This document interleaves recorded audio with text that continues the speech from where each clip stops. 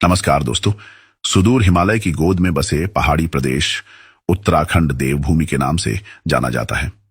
यहाँ पौराणिक काल से ही विभिन्न देवी देवताओं का पूजन भिन्न भिन्न स्थानों में भिन्न भिन्न रूप में प्रचलित है।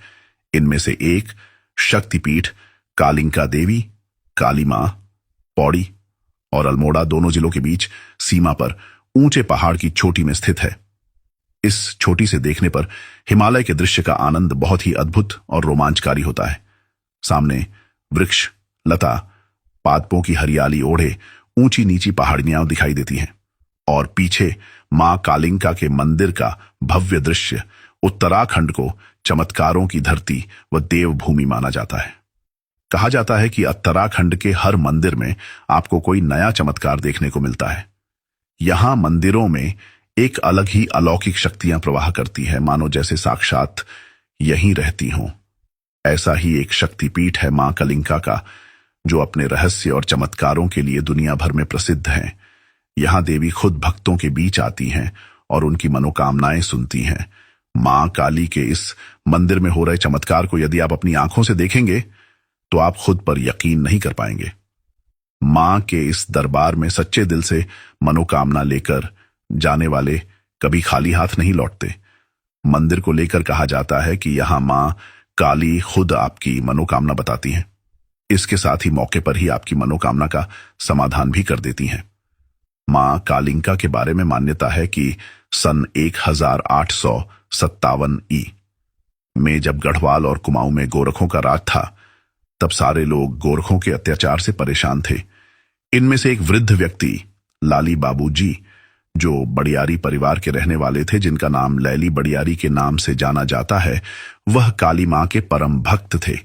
एक बार भादौ महीने की अंधेरी रात को रिमझिम बारिश में जब वह गहरी नींद में सोए थे, तभी अचानक उन्हें बादलों की गड़गड़ाहट और बिजली चमकने के साथ ही एक गर्जना भरी आवाज सुनाई दी, जिससे वह भयभीत होकर हड़बड़ाकर उठ बैठा।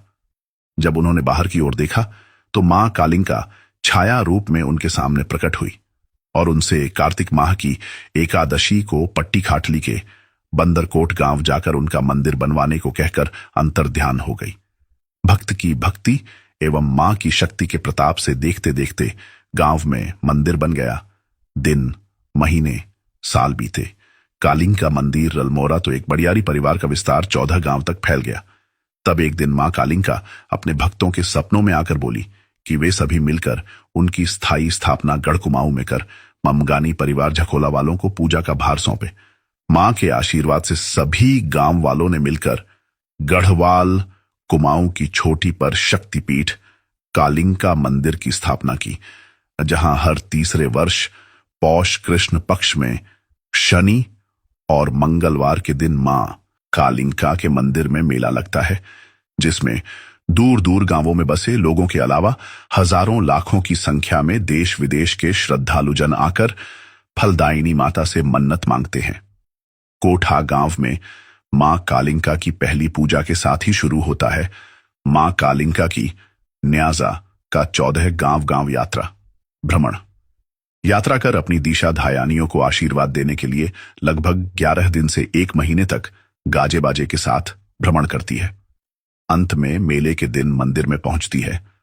इसके बाद विभिन्न पूजा विधियों के साथ ही शुरू होता है मां काली की पूजा की जाती है, जिसे हम जातोद्धा के नाम से जानते हैं।